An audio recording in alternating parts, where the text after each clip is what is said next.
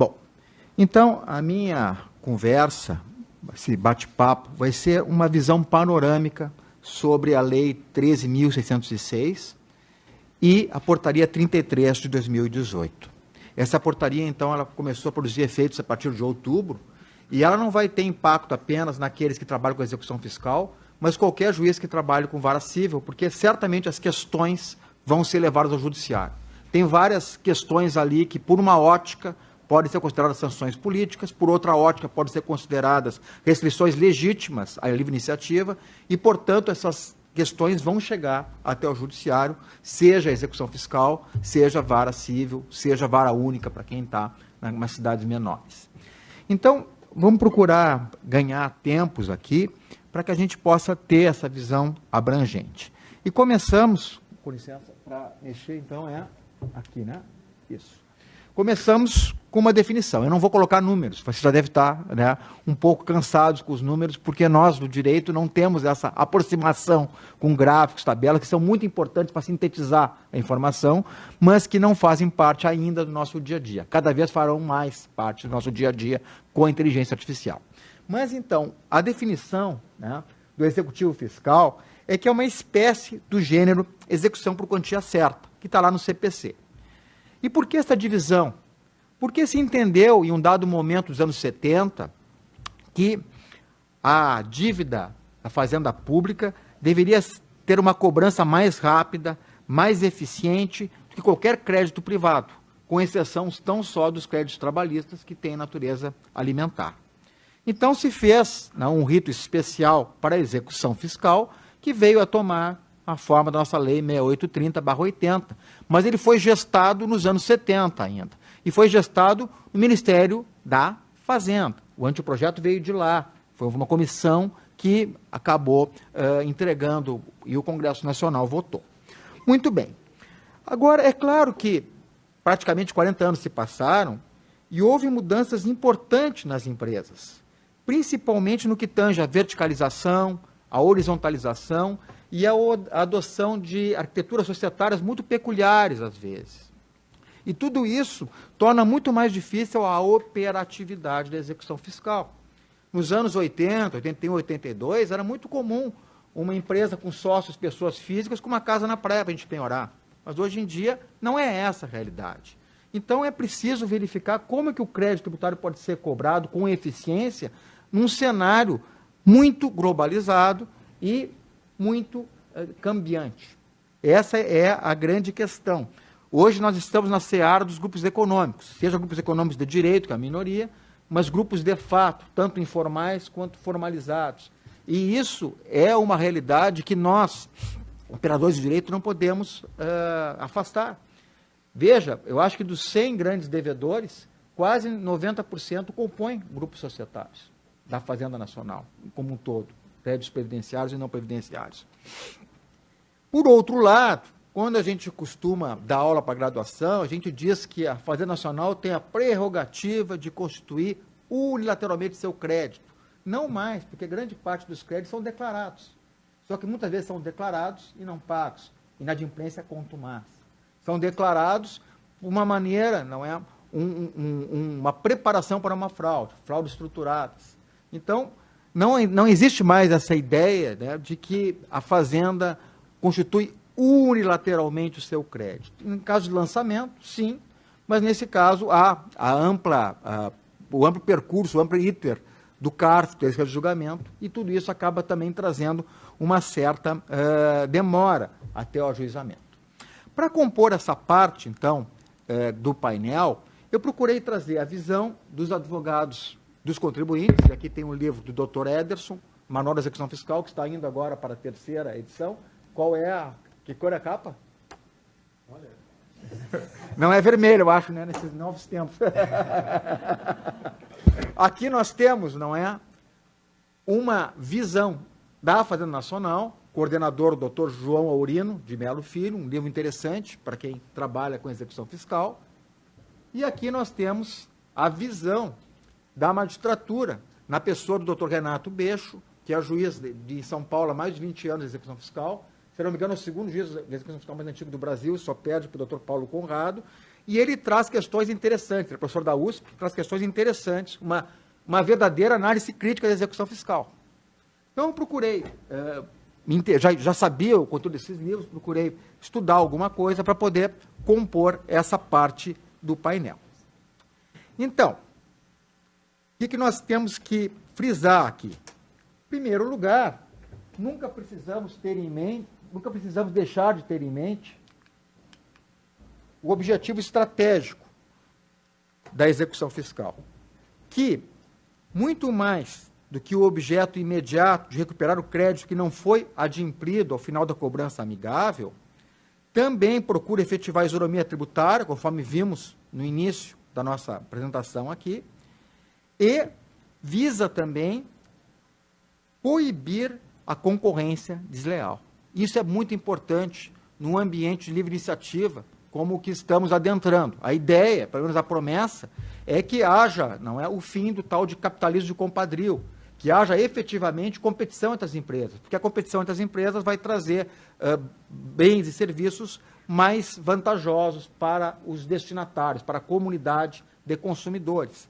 Então, aí que se vê o papel relevante de uma cobrança que seja efetiva, para que todos possam pagar o seu tributo de acordo com a sua capacidade contributiva. Não estamos falando aí em constituição do crédito tributário, seja por declaração, seja por lançamento. Estamos falando em cobrança. Nós temos que pensar a capacidade contributiva como a cobrança do crédito de quem detém condições para tanto, de quem detém manifestações de riqueza. Cobrança, e não apenas Constituição, porque a Constituição permite a eternização do conflito, como foi bem colocado aqui pelo professor Ederson. Então, o que precisamos ter quando pensamos em execução fiscal hoje? Né? Alguma estratégia para enfrentar a inadimplência contumaz. Porque a inadimplência eventual faz parte do jogo. Muitas vezes o empresário está frente a uma verdadeira escolha de Sofia. Ou ele paga o fornecedor, ou ele paga a folha de salários, ou ele paga o tributo. Obviamente, ele vai deixar o tributo para depois. Mas, às vezes, o não pagamento de tributo é uma estratégia para ocupar mercados, para acabar com a concorrência, como vimos há pouco. Em acabando com a concorrência, se pode, mais adiante, praticar o preço que se quer. Se forma um oligopólio de fato, ou, às vezes, até mesmo um monopólio escondido, com várias empresas pertencentes, de fato, a um mesmo grupo de indivíduos. Então, esse deve ser um dos focos, do meu ponto de vista, eu que já estou há 18 anos com direito tributário como magistrado e mais 10 como fiscal da Receita. Então, faz 28 anos que eu penso a respeito. E chega um momento, então, da gente ter a oportunidade, eu agradeço mais uma vez a oportunidade de ter sido convidado para palestrar, de poder discutir com os senhores essas ideias, né, que vão surgindo. Então, a tendência atual, como bem colocado pelo doutor Cristiano, é uma ênfase nessa fase pré-judicial. É justamente tentar obter a recuperação do crédito sem o ajuizamento. E eu acho salutar, porque realmente os índices de recuperabilidade da dívida ativa ajuizada são muito baixos. Então, essa ênfase na fase pré-judicial começou o regime diferenciado de cobrança de créditos. Então, vamos ajuizar só aquilo que tem condições de dar certo, né? Cuja probabilidade é maior. E esse escalonamento ABCD, como bem colocado pelo senhor. O Renato Beixo, no seu livro, Análise Crítica da Execução Fiscal, fala em um processo de desjudicialização da execução fiscal. E ele critica a morosidade do ajuizamento. E é claro, aqui volto mais uma vez à palestra do Dr. Ederson, realmente existem vários judiciários e existem várias procuradorias. E aqui, na quarta região, nós temos índices e prazos médios de ajuizamento bem menores do que a média brasileira. Mas, naturalmente, essa demora, por N motivos, em judicializar, acaba fazendo com que haja uma diminuição brutal da chance de recuperação daquele crédito. Então, já vinham sendo adotados em larga escala, o item 2 aqui, né, alguns instrumentos de cobrança pré-judiciais, como a negativa de emissão de certidões de regularidade. Esse é clássico, né, praticamente desde 66, desde a emissão do CTN. protesto de CDA em cartório, que agora está prevista na Lei 12.767 de 2012. Essa lei foi objeto de uma ADIM, a DIN 5.135, cujo relator foi o ministro Barroso. E os votos, não é, que compuseram o julgado, então, improcedente à DIN, portanto, constitucional à lei, são bastante interessantes, porque trazem um novo patamar do que pode ser considerado hoje, 2019, como sanção política. Então, sanção política hoje não é só qualquer meio indireto de cobrança que não é execução fiscal. O STF, então, chancelou várias maneiras de coerção sobre o contribuinte, que não é execução fiscal, que são, de acordo com o posicionamento majoritário do STF, legítimos. Então, são medidas de restrição da liberdade econômica, da liberdade de iniciativa, que vêm ao encontro de valores constitucionais. Então, vale a pena ler essa DIN com profundidade. Então, de acordo com o julgamento voto médio que emanou dessa DIN, a sanção política exige uma restrição desproporcional e irrazoável do direito, de acordo com as palavras do próprio relator, ministro Barroso. Não é qualquer meio indireto de cobrança da sanção política. Tanto que uma súmula antiga do STF diz que uma das sanções políticas mais odiosas é a interdição do estabelecimento.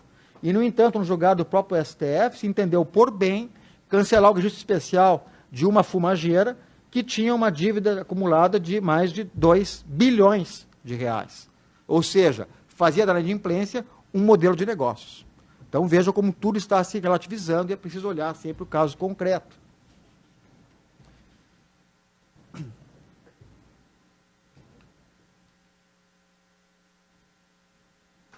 Então, essa lei 13.606, através do seu artigo 25, alterou a lei 10.522, incluindo aí os artigos 20b, c, d e e.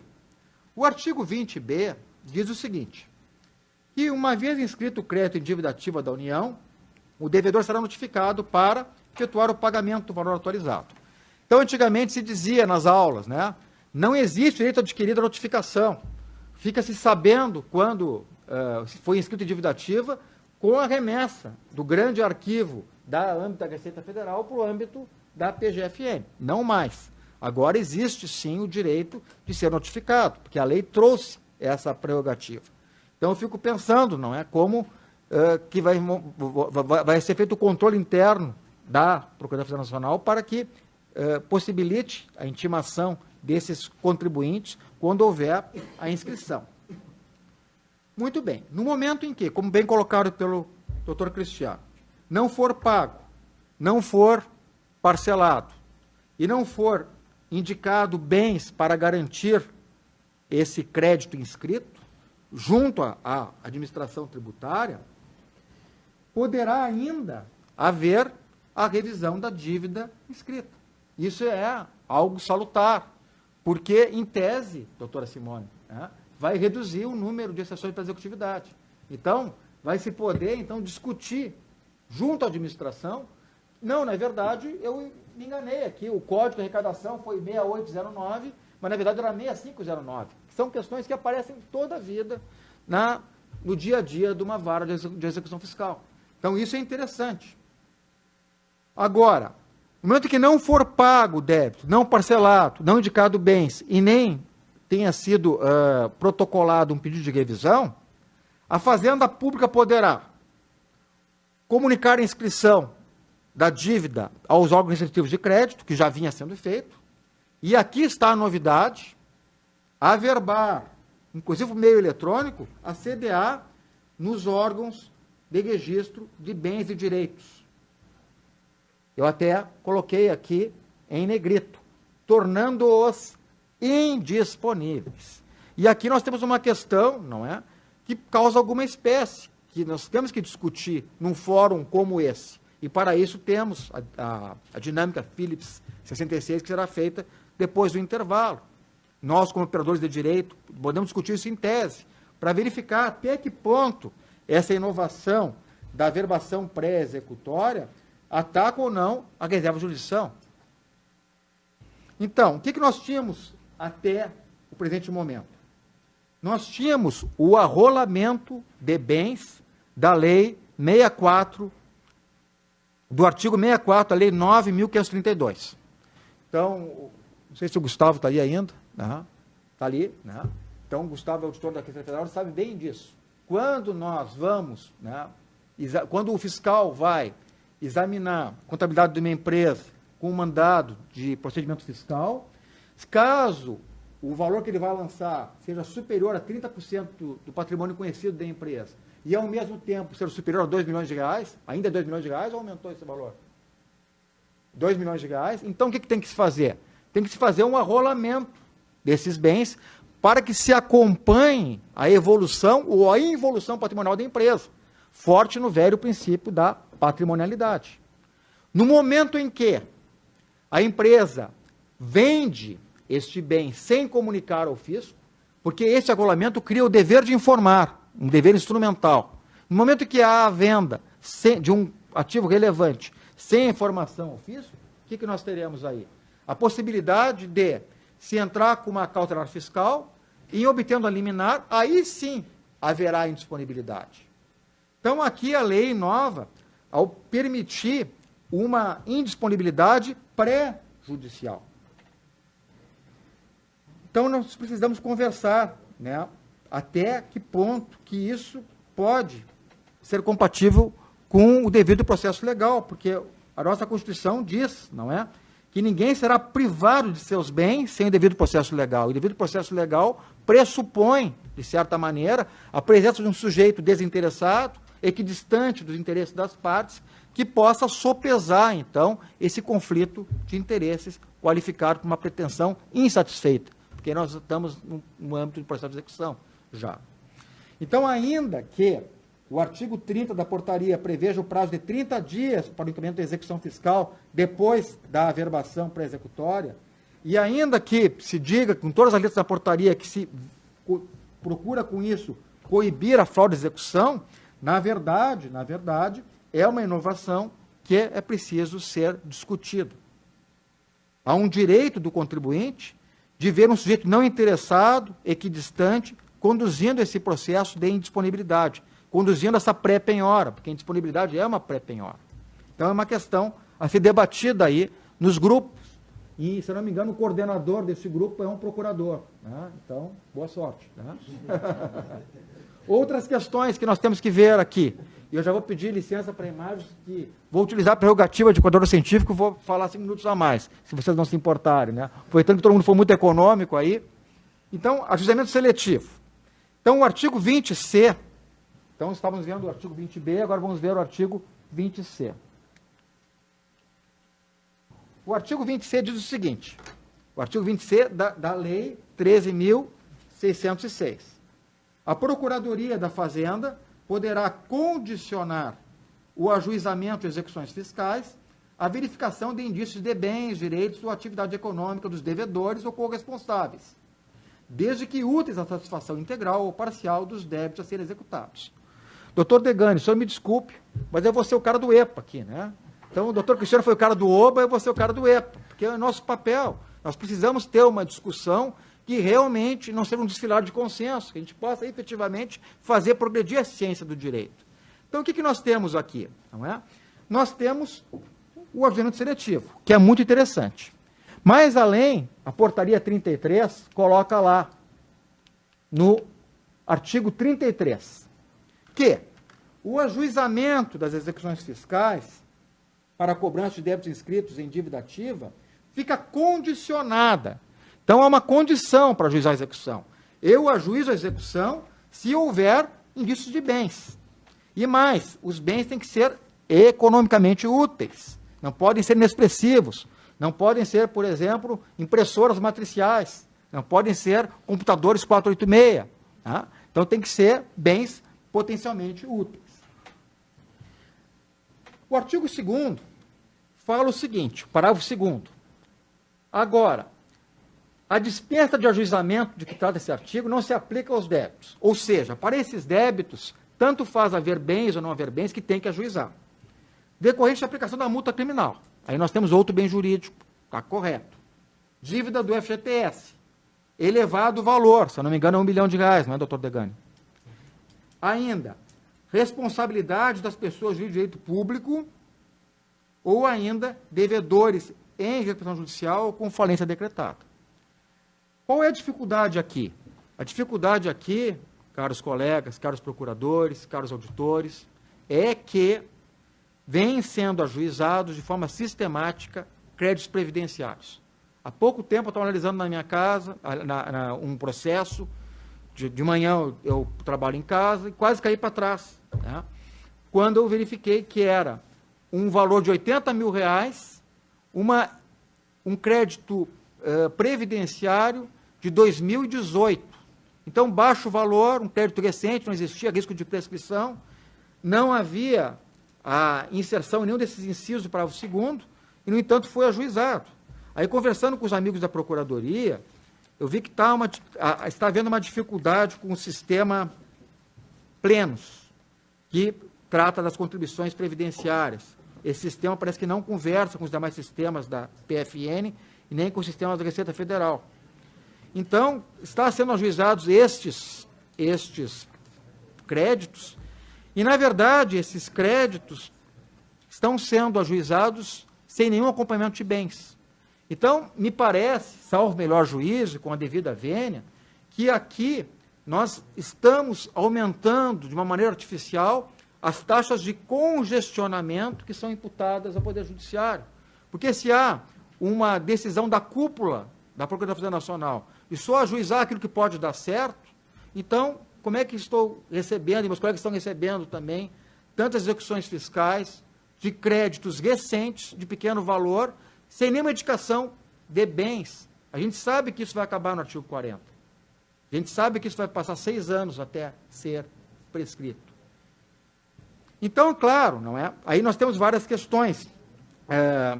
A Procuradoria da Fazenda Nacional tem sustentado a posição de que essa portaria 33 apenas orienta a atividade dos procuradores da Fazenda, sem alterar a legislação processual, de modo que não se pode verificar aí o cabimento ou não de receber essa inicial. Por outro lado, tá, existe também a concepção que existe no CPC de que, artigo 320 do CPC, que qualquer petição inicial deverá ser acompanhada dos documentos indispensáveis para a propositura.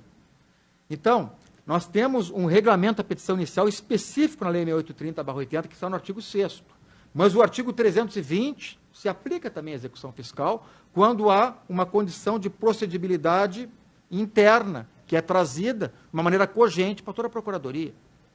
Então, é uma questão que tem que ser debatida também. Será que não seria o caso de se alterar a portaria e se incluir também os créditos previdenciários até o momento em que se haja a comunicação de sistemas e que se possa fazer essa aferição de ativos penhoráveis antes? Quanto tempo vai demorar ainda esse ajuizamento bastante elevado, bastante expressivo, de contribuições previdenciárias, sem nenhuma viabilidade de serem contingenciadas, de serem satisfeitas no Poder Judiciário? Então, é uma questão que a gente tem que discutir nos grupos e depois vai ser objeto aqui do plenário. Qual é a nossa ideia? Depois do intervalo, teremos os grupos, esses assuntos sendo discutidos por todos vocês, e depois voltaremos para a plenária, onde essas questões serão trazidas e a Procuradoria Federal Nacional poderá falar novamente. O doutor Cristiano quer falar novamente sobre algumas questões trazidas pelo professor Ederson e certamente por mim. Não é? Mas, já nos encaminhando para o final aqui, que eu não recebi, já recebi aqui é 10 minutos britânicos, 10 minutos brasileiros esses. Tá? Então, nós temos aí 10 minutos. Então, vamos procurar ganhar aqui eficiência na discussão. Então, o artigo 20D. O artigo 20D diz o seguinte, que sem prejuízo da utilização de medidas judiciais para a recuperação dos créditos, se houver indícios da prática de ilicitude, e essa ilicitude muitas vezes é a confusão patrimonial, esse é inclusive o tema da tese de doutorado que eu estou preparando, é a confusão patrimonial como motivo para redirecionamento contra empresas do mesmo grupo econômico, Então, se houver indícios da prática de ato ilícito previsto na legislação tributária, como causa de responsabilidade de terceiros, a Procuradoria poderá notificar as pessoas para prestar esclarecimentos, inciso primeiro, requisitar informações, inclusive exames periciais no âmbito administrativo, ou ainda instaurar procedimento administrativo para apuração de responsabilidade por débito inscrito. Então, isso é interessante. O doutor Ederson tem uma crítica bastante interessante também a essa iniciativa, mas é uma iniciativa interessante porque, como bem colocado pela doutora Simone, numa conversa prévia, uma conversa de preparação deste seminário, o objetivo aqui é evitar as longas discussões judiciais ligadas ao redirecionamento, tão pródigas quando nós tratamos de execução fiscal, né, doutora Maria Lúcia? Né? Então, é esse o objetivo. Então, vamos conversar nos pequenos grupos para ver até que ponto isso atende ou não atende esse desiderato. A minha dúvida é se esse procedimento vai ser utilizado também quando se fala da responsabilidade de outras pessoas jurídicas. Porque hoje o que nós temos? Na execução fiscal ajuizada, nós temos que grande parte do sujeito passivo passa a ser, depois de um dado momento, sujeito passivo indireto. Passa a ser um sucessor, passa a ser uma terceira empresa, ou a própria pessoa física do gestor. Então, no que tange ao procedimento administrativo para a verificação da estabilidade de gestores, pessoas físicas, parece que não há maiores dificuldades. Mas quando se fala aqui em grupos econômicos, eu não sei até que ponto que essa discussão prévia não vai significar, como bem colocado pelo doutor Ederson, pôr a carroça antes dos bois, ou antes dos cavalos, como estava na figura, né? É uma questão para a gente discutir nos pequenos grupos. Mas, um outro aspecto interessante que nós vamos conversar aí nos pequenos grupos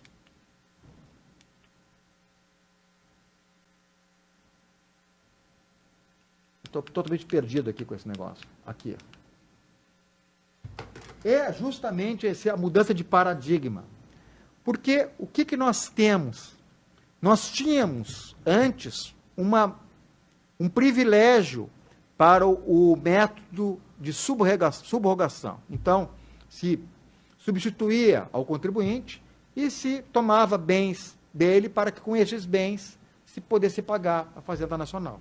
Agora, nós temos meios de coação para pagamento de tributos. E aqui, mais uma vez, a necessidade de observar aquela DIN relatada pelo ministro Barroso, de que falamos há uns 15 minutos atrás.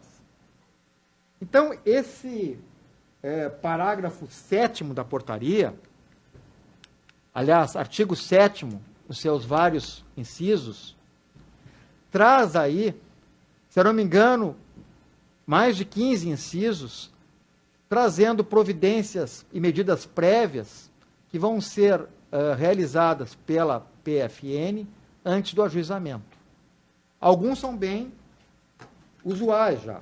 Encaminhar a CDA para protesto, dentro daquela prática já colocada pelo Dr. Cristiano, comunicar a inscrição em dívida ativa, inciso 2º, aos órgãos que operam bancos de dados, averbar a CDA no registro de bens e direitos para fins de averbação pré-executória, que é aquela novidade, então, que está prevista na lei, que está tratada também aqui na portaria. E aí, a gente vai analisar os incisos no âmbito dos grupos. Só trouxe um aqui, que também é uma pimentinha para a gente discutir depois, né? Que é esse inciso 6º. Encaminhar representação às respectivas agências reguladoras para que seja revogada a autorização para o exercício de atividade. Então, imaginem, não é uma operadora de telefonia que esteja em dívida, né? Que ela pode ser, então, instada pela Anatel a paralisar suas atividades. Mas qual seria o efeito prático disso? E o princípio da continuidade do serviço público? Então, são várias questões que a gente tem que analisar. Mesmo porque eu não sei, né, exatamente se essa base legal dá uma guarida bastante ampla para que, em sede de ato infralegal, se possa dispor sobre essa representação. Então, são questões, então, que nós vamos analisar mais adiante. Então, já estou recebendo aqui o cartão vermelho, já recebi o cartão amarelo. Eu vou concluir agradecendo a atenção de todos vocês, frisando a importância desse nosso seminário, justamente porque nós temos ainda um Estado Social e Democrático de Direito, e esse Estado Social e Democrático de Direito só pode ser mantido mediante um Estado fiscal. Um Estado fiscal que seja eficiente e que efetivamente cobre de acordo com a capacidade contributiva. Então, nós temos, não é, necessidade de leis justas e de práticas que sejam eficientes. Leis justas, não vão entrar nessa seara, mas não posso deixar de referir, não é, que são necessárias. Nós temos uma percepção de injustiça fiscal muito grande, doutor Ederson, no país. Principalmente quando se verifica que, mais uma vez, não foi ajustada a tabela do imposto de renda, de forma que pessoas que ganham R$ 2.200 são contribuintes do imposto de renda. Ao mesmo tempo em que famílias, indivíduos que recebem 400, 500 mil reais anuais de dividendos, às vezes muito mais, são totalmente isentos. Numa anomalia apenas brasileira. Se eu não me engano, apenas a Eslováquia e o Brasil têm essa ideia de não tributar dividendos. Então, talvez seria oportuno agora a discussão sobre a reforma da Previdência, que vai exigir sacrifícios adicionais de todos nós, também se debruce sobre a questão da receita, não só da despesa. Se fala muito sobre despesa, mas não se fala sobre receita. Talvez seja o momento, de se diminuir, então, a tributação na forma do IRPJ e da CSLL e, em contrapartida, aumentar ou instituir uma tributação sobre dividendos pagos à pessoa física, para que haja, inclusive, incentivo para que o resultado positivo da empresa seja reinvestido na atividade econômica, dando mais empregos, fazendo gerar a economia, criando efeitos sinérgicos. Talvez seja esse o momento. E nós, como formadores de opinião, talvez tenhamos que estar mais engajados nessa ideia, tá? Porque somos todos, antes de mais nada, cidadãos da República Federativa do Brasil. Muito obrigado, então. Eu devolvo a palavra ao doutor Degani, que é o ad hoc presidente da mesa.